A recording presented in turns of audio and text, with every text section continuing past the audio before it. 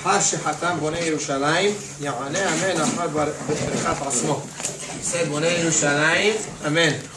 The halacha says normally the person is not allowed to answer amen if there's on beracha. However, there's a few times that a person does answer amen. One of the times is by Bonei Yerushalayim.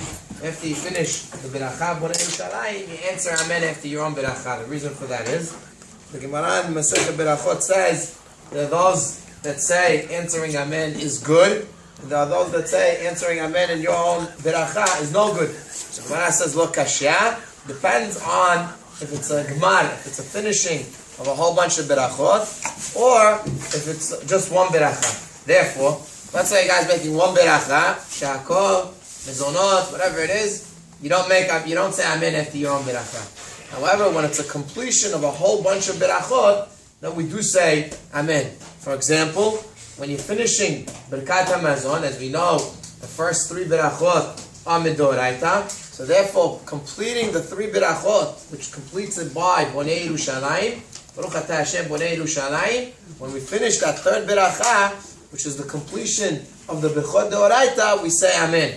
However, when saying just one beracha by itself, a she'akol, a mezonot, or whatever, then in such a case, you only say the beracha, and you do not answer amen.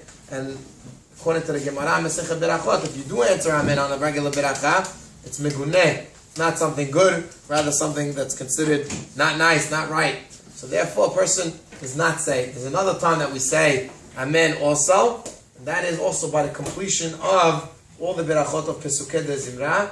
We say also over there amen at the end of Yishtabach, because again we're completing a whole set of berachot. So again, for the same reason, when completing a bunch of berachot, then we say amen at the end of the beracha.